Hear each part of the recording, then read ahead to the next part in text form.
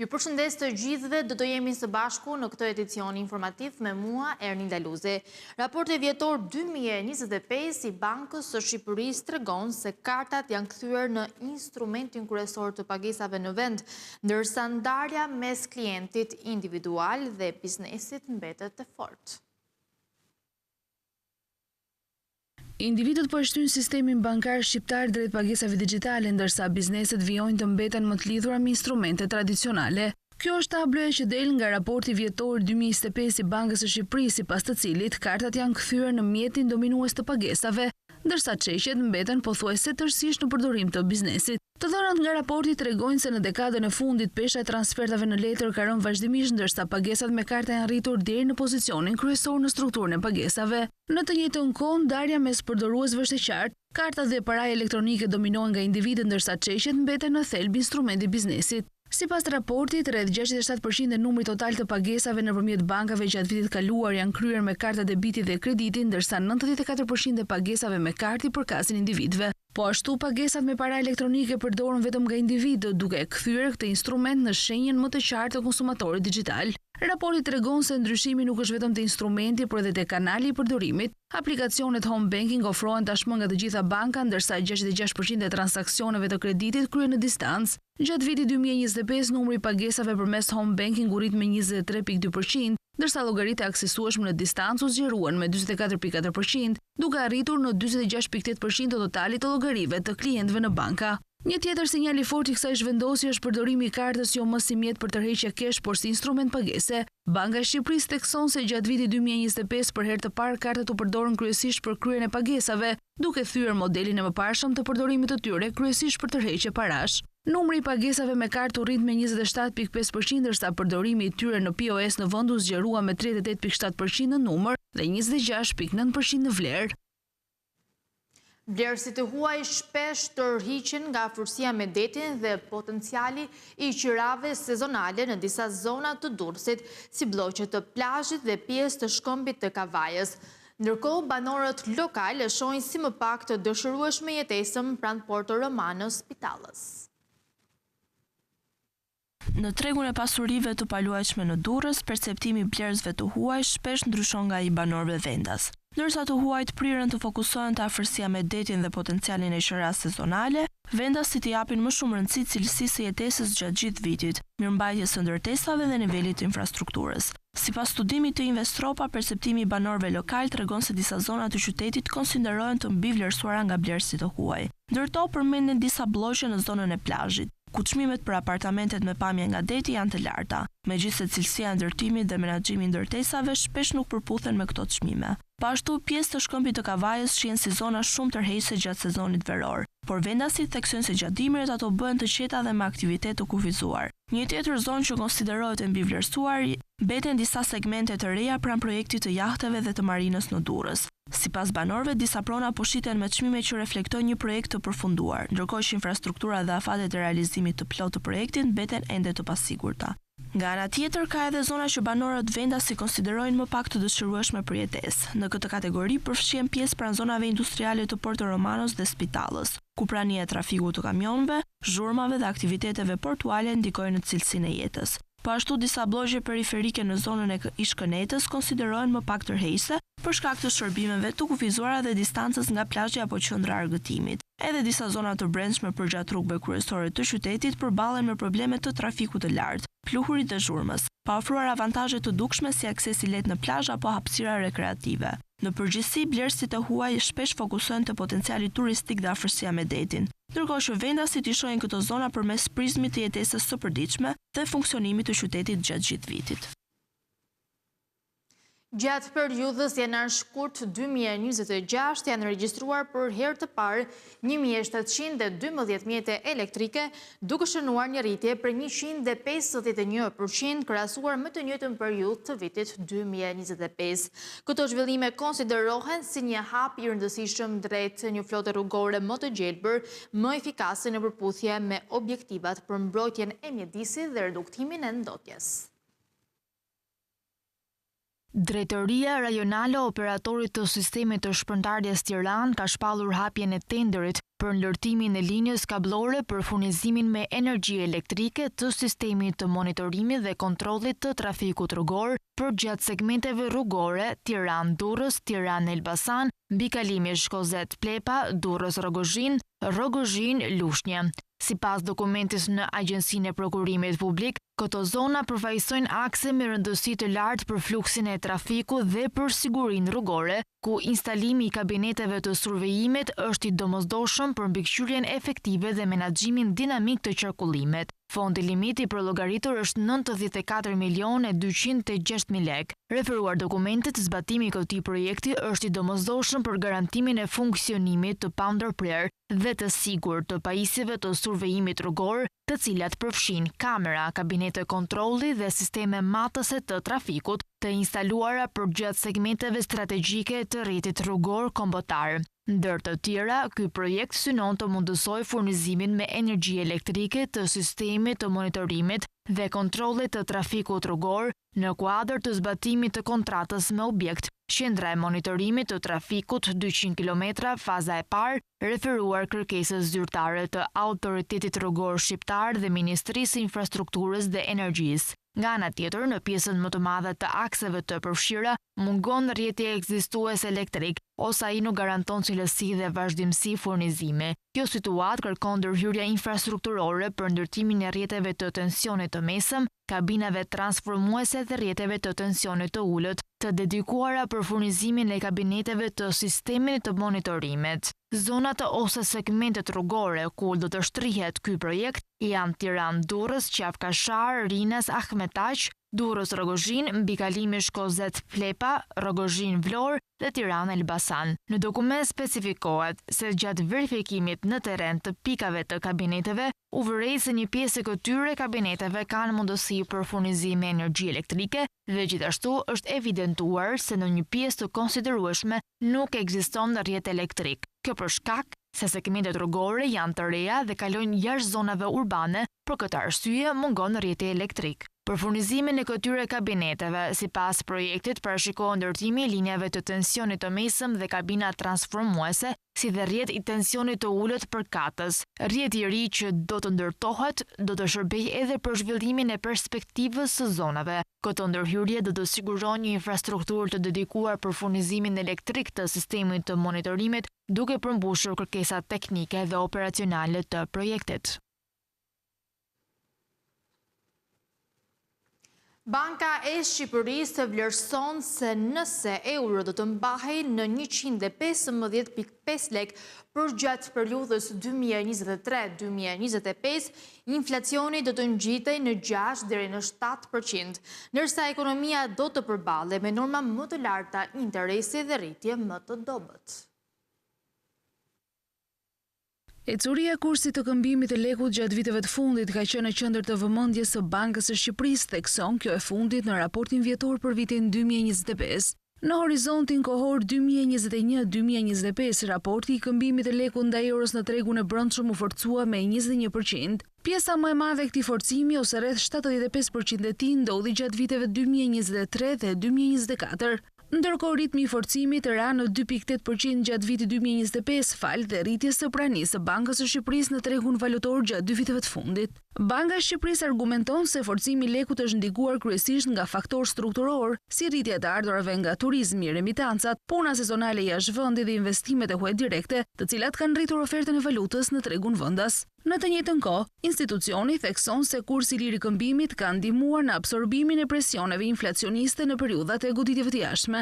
Një skenar hipotetik të paraqitur në raport, Banka e Shqipërisë vlerëson se mbajtja fikse e euros në nivelin 115.5 lekë për gjatë periudhës 2023-2025 do të sillte inflacion më të lartë prej 6% deri në 7%. Sipas Bankës së Shqipërisë, një skenar i tillë do të kërkonte rritjen e normës bazë të interesit deri në 7%, do të ulte rritjen ekonomike nga 2.6% në 3.9%, ndërsa papunësia do të rritej me 1.2 pikë përqindje, duke arritur mesatarisht në 9.7%. Po ashtu, raporti paralajmëron se kredit me probleme të bizneseve do të ngjiteshin nga 4.6% në 7.5%.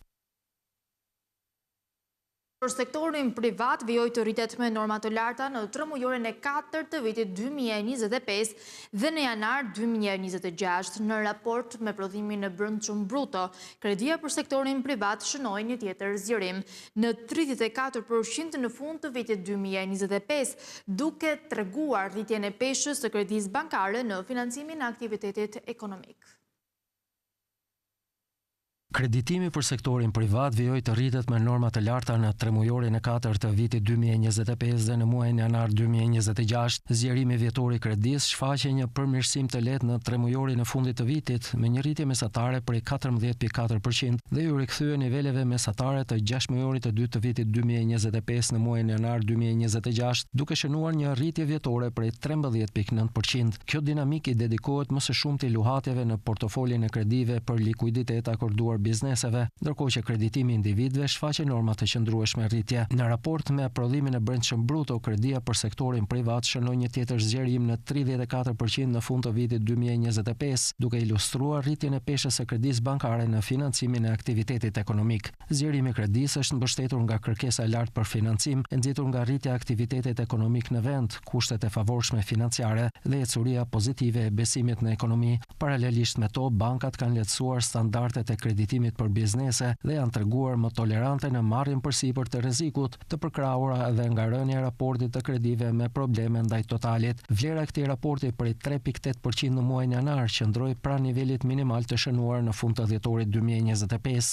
Zgjerimi i aktivitetit kreditues të bankave pasqyron më së shumti rritjen e shpejtë të kredisë në lek. Rritja vjetore e saj shënoi 16.7% në 3 mujorin e 4 të vitit 2025 dhe 15.1% në muajin janar 2026. Normat e ulta të interesit në segmentin e kredisë në lek, orientimi i politikave të bankave për përputhjen e monedhës së kreditimit me atë të ardhurave të kredimarsit, si dhe një ndërgjegjësim i publikut për rrezikun e kursit të këmbimit, po mbështesin zhvendosjen e strukturës së portofolit të kredisë drejt lekut gjatë viteve të fundit. Kështu prej më shumë se 3 vitesh kredia në lek po rrit peshën e saj në financimin e sektorit privat, duke përbërë 58.2% të portofolit total, ndërkohë kreditimi në valutë vijoi të shfaqë ritme të qëndrueshme rritje rreth nivelit 12.4%, por gjithsesi më të ngadalta se ai në lek.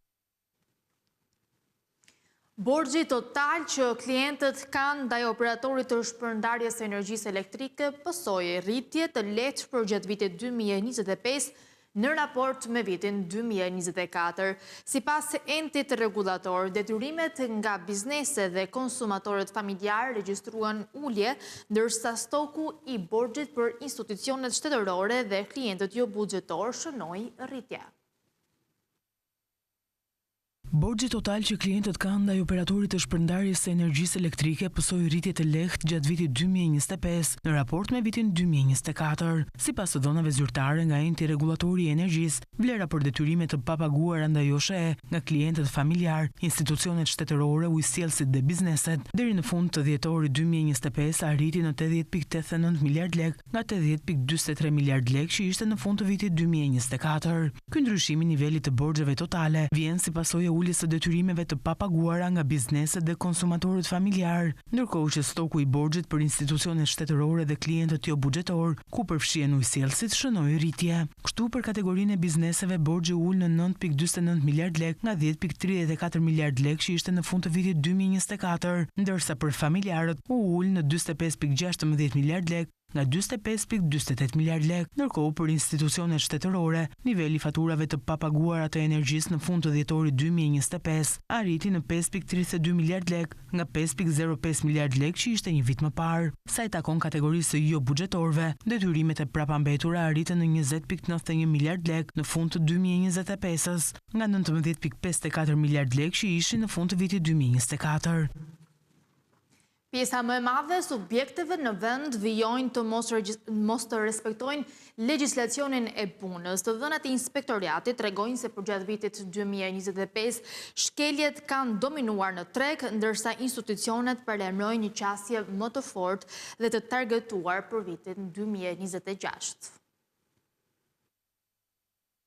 Rezultatet e inspektimeve për vitin 2025 tregojnë një nivel të lartë mospërputhshmërie në tregun e punës. Sipas raportit të inspektoratit, 79% e subjekteve të kontrolluara kanë rezultuar me shkelje, ndërsa vetëm 21% kanë qenë në përputhje me dispozitat ligjore. Shkeljet më të mëdha janë evidentuar në fushën e marrëdhënieve të punës, që zon 39.6% të totalit, si dhe në sigurinë dhe shëndetin në punë me 34.8%. Këto sektor konsiderohen me risk të shtuar dhe do të jenë në fokus të inspektimeve gjatë vitit 2026. Një tjetër problematik mbetet informaliteti, i cili përbën 18.5% të rasteve të evidentuara. Ky tregues thekson nevojën për forcimin e bashkëpunimit institucional dhe përdorimin e analizës së riskut për identifikimin e subjekteve problematike. Ndërkohë, edhe pse me peshë më të ulët, shkeljet në kushtet e punës dhe mosnjoftimi i aksidenteve në punë vijojnë të mbeten shqetësuese për shkak të ndikimit të drejtpërdrejtë në sigurinë e punëmarrësve. Në bazë të këtyre të dhënave, Inspektorati i Punës parashikon që në vitin 2026 të ndjek një qasje të kombinuar mes masave parandaluese dhe atyre ndëshkuese, duke u fokusuar tek inspektimet e bazuara në risk në përputhje me ligjin. Qëllimi mbetet rritja e përputhshmërisë ligjore, përmirësimi i kushteve të punës dhe forcimi i sigurisë në vendin e punës. Kërkimi shkencor në vend tashmë ka një mënyrë të re financimi. Fondet do të shpërndahen sipas performancës dhe konkurrueshmërisë së institucioneve.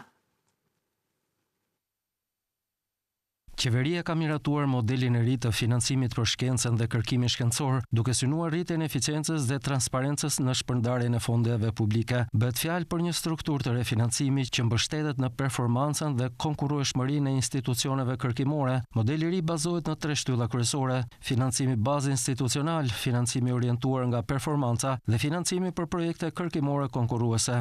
Kjo synon të garantojë funksionimin e qëndrueshëm të institucioneve, por edhe të nxjisë cilësinë dhe rezultatet konkrete në kërkimin shkencor. Fondet bazë dhe ato të lidhura me performancën do të mbulohen nga buxheti i shtetit përmes ministrive dhe institucioneve qendrore, ndërsa financimi për projekte do të administrohet nga Agjencia Kombëtare e Kërkimit Shkencor dhe Inovacionit. Financimi lidhur me performancën nuk do të aplikohet menjëherë për institucionet e reja kërkimore. Për 3 vitet e para, ato do të përfitojnë vetëm financim bazë dhe mbështetje për projekte konkurruese, ndërsa skema e performancës hyn në fuqi në vitin e 4. Vendimi parashikon gjithashtu që fondet për projekte kërkimore të shpërndahen përmes sirrjeve të hapura dhe procedurave konkurruese, duke synuar përfshirjen më të gjerë të kërkuesve dhe rritjen e standardeve në këtë sektor. Një projekt ligji nxjerr për konsultim publik nga Ministria e Mjedisit parashikon krijimin e një strukture të centralizuar që do të administrojë dhe zhvillojë fondin pyjor shtetëror në vend. Shoqëria shtetërore do të jetë një ndërmarrje me kapital 100% shtetëror në varësinë e Ministrisë përgjegjëse për pyjet me një kapital fillestar prej 50 milion lekësh. Krijimi i një strukture të centralizuar që do administrojë dhe zhvillojë fondin pyjor shtetëror në vend. Gjithçka parashikohet një projekt ligj të nxjerrë për konsultim publik nga Ministria e Mjedisit. Sipas draftit, shoqëria shtetërore e pyjeve do jetë një ndërmarrje me kapital 100% shtetëror në varësinë e Ministrisë përgjegjëse për pyjet me një kapital fillestar prej 50 milion lekësh. Projekt ligji përcakton se qëllimi kryesor i kësaj shoqërie është administrimi i qëndrueshëm i pasurisë pyjore, duke përfshirë mbrojtjen e biodiversitetit, rehabilitimin e ekosistemeve dhe zhvillimin ekonomik të lidhur me pyjet. Në fushën e veprimtarisë përfshihet menaxhimi i pyjeve, ripyllëzimi, lufta ndaj zjarreve, si dhe aktivitete ekonomike si tregtimi i lëndës drusore, bimëve medicinale dhe kreditet e karbonit. Sipas relacionit shpjegues, ndërhyrja ligjore vjen si përgjigje ndaj problematikave të sektorit, si fragmentimi institucional, mungesa e koordinimit dhe kontrolli i dobët mbi burimet pyjore. Autoritetet argumentojnë se modeli i ri synon të kalojë nga një sistem i shpërndar në një menaxhim të centralizuar dhe profesional në përputhje me standardet evropiane. Ndër të tjera, përmes ngritjes së kësaj shoqërie, synohet të gjenerohen të ardhura për buxhetin e shtetit dhe të nxitet zhvillimi ekonomik në zonat rurale. Në planin mjedisor, pritshmëritë lidhen me reduktimin e aktiviteteve të palishme në pyje, përmirësimin e biodiversitetit dhe rritjen e sipërfaqeve të pyllëzuara. Ndërkaq në planin institucional synohet forcimi i kapaciteteve për monitorim dhe planifikim afatgjatë të sektorit pyjor.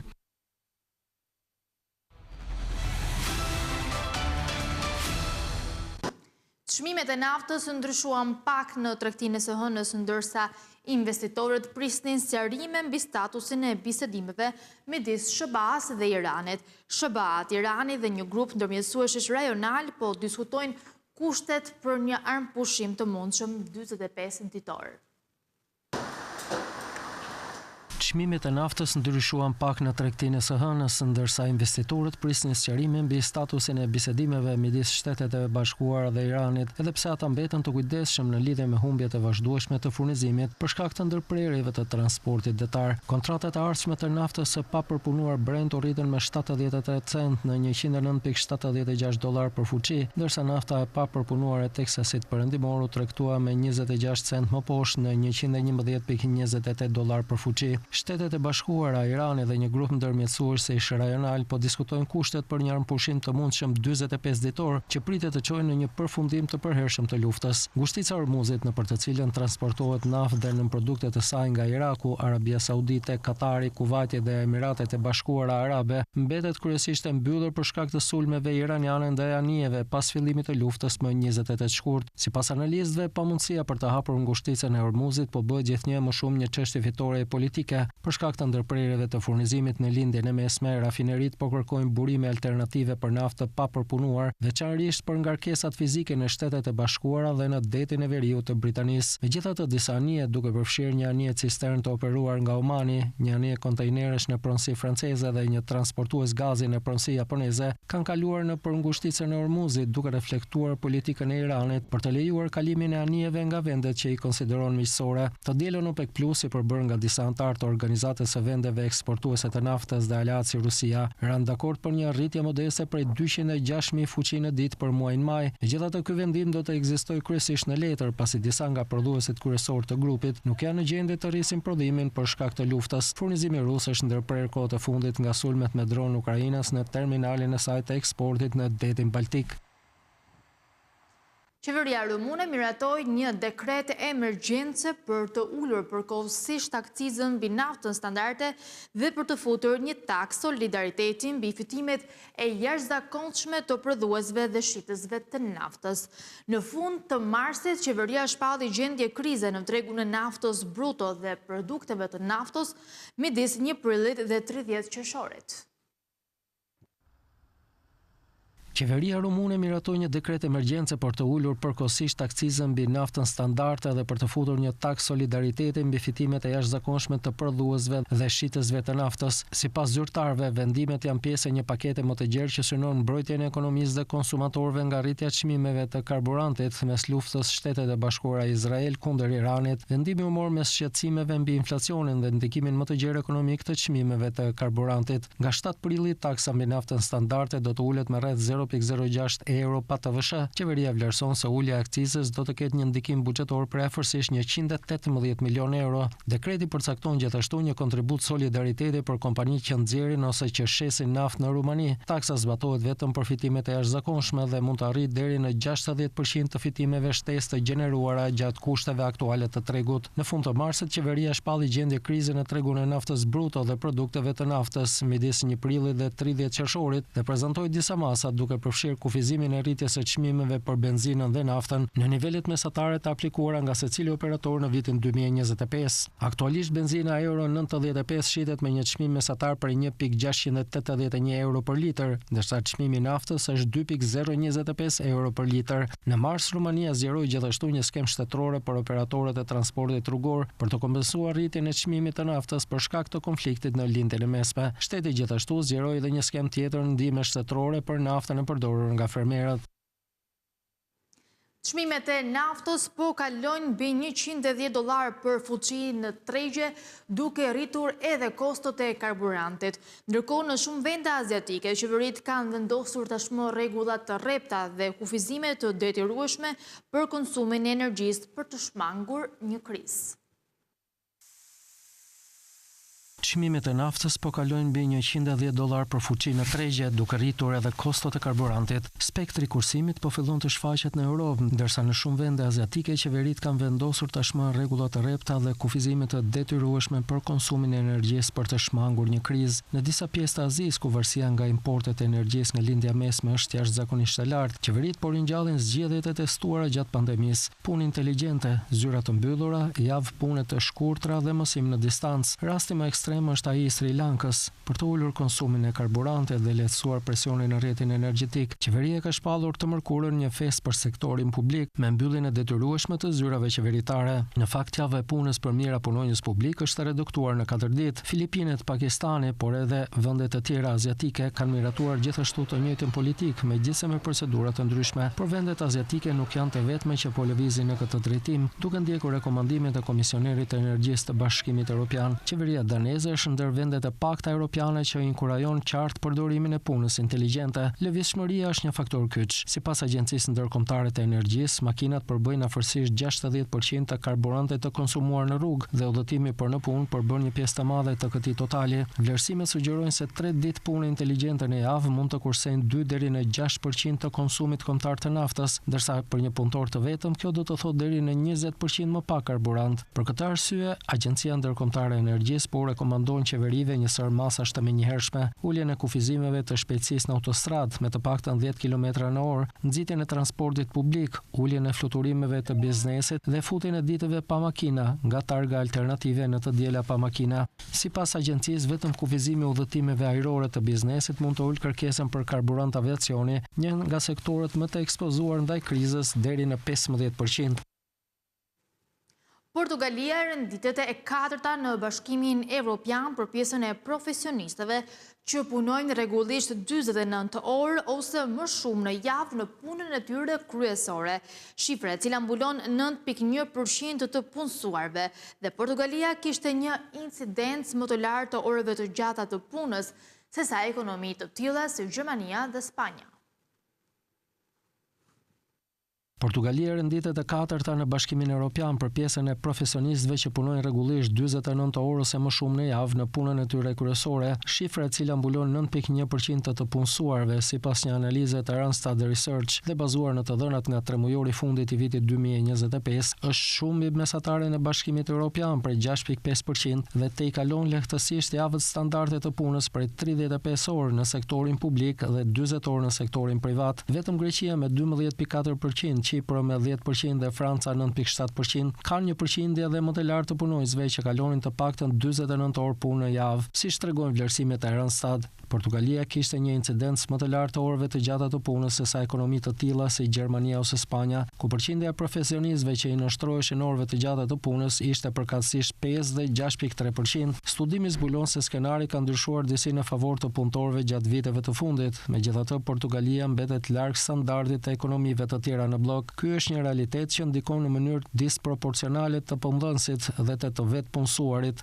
Analiza e Randstad tregon gjithashtu një evolucion të favorshëm në kualifikimet e popullsisë punëtore të moshës midis 15 dhe 64 vjeç në Portugali. Përqindja e njerëzve që punojnë me arsim të lartë është trefishuar që nga viti 92, duke u rritur nga 11.4 në 33.7% në mbyllje të vitit 2024. Megjithatë, deri në tremujorin e 4 të vitit 2025, vendi kishte vetëm 36.2% të qytetarëve të tij që kishin përfunduar arsimin e lartë. Kjo është nën mesatare në 27 shteteve anëtare të Bashkimit Evropian, e cila është 39.2%. Duke marrë parasysh të gjitha këto vlerësime, Portugalia është vendi 8 më i keq i Bashkimit Evropian në këtë drejtim. Kemi mbërritur në fund të këtij edicioni informativ. Për më tepër informacione mund të klikoni në faqen tonë të internetit skantv.al, ku mund të gjeni gjithçka mbi ekonominë, bankat, sigurimet, tregjet financiare e të tjerë.